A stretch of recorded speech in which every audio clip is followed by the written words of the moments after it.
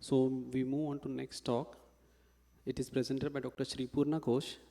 She is presenting on medial orbital wall swelling, a hidden enigma. Dr. Shripurna Ghosh.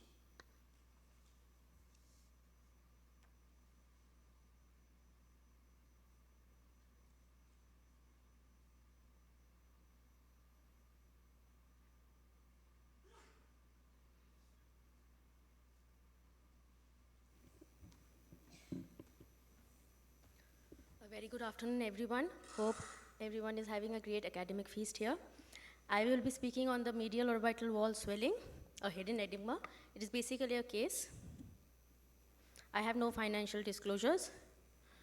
Now coming to the case history, we had a 50-year-old female who presented with a painless progressive medial orbital swelling since last 2 years.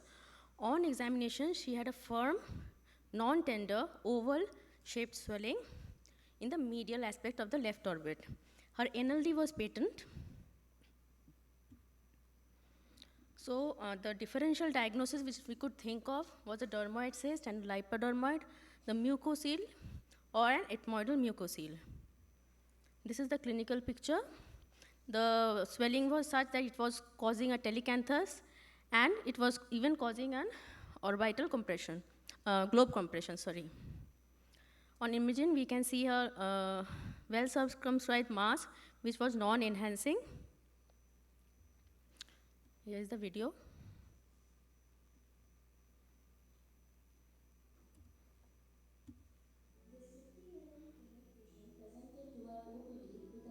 Progressive medial orbital wall swelling since the last 2 years. It was a firm, non-tender, oval-shaped, smooth surface swelling in the medial aspect of the left orbit. The skin marking was done and incision was placed. Dissection was continued all up to the wall of the swelling. All the walls of the swelling was very carefully dissected out from the surrounding adherent structures. On further medial dissection, there was an inadvertent transection of the medial wall of the swelling, which resulted in extravasation of green mucoid fluid. This fluid was very carefully aspirated and sent for microbiological examination.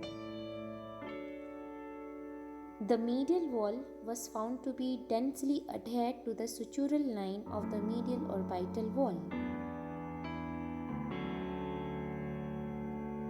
After aspiration, a drain was placed and the wound was closed.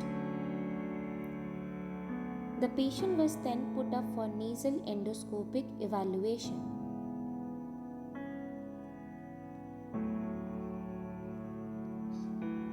An abnormal cystic protuberance was seen just above the inferior turbinate. On drainage, a green mucoid fluid could be seen to be coming out of the swelling. The histopathology of the cyst wall was consistent with sinusal lining of the ethmoidal sinuses. The patient was doing well post-operatively. This 50-year. Now, what should we look out for in a case of a medial orbital swelling? The history of recurrent sinusitis, the duration of the disease, if any associated pain is present or not, if any tenderness is present. The consistency of the mass is very important, whether it's firm, hard, or soft. The nasolacrimal duct patency must be checked in all the cases, and any sutural adherence, if present.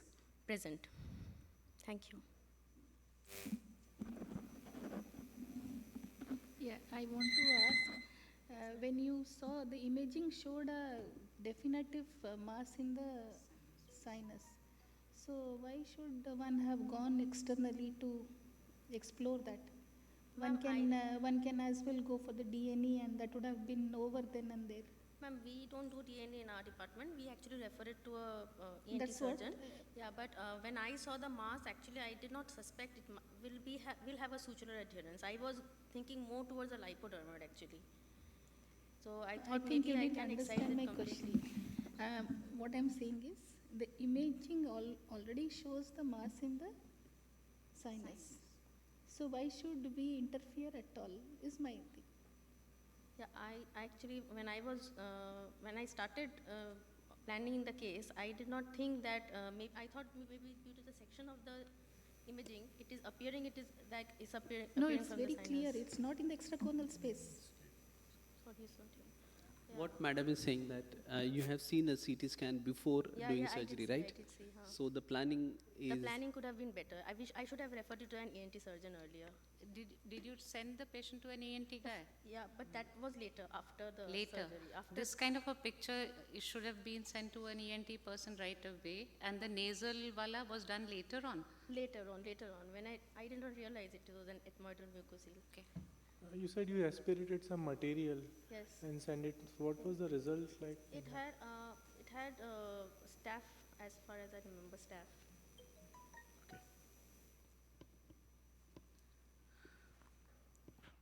No, I'm sure you did not take this decision on your own, right? Like to open up the case.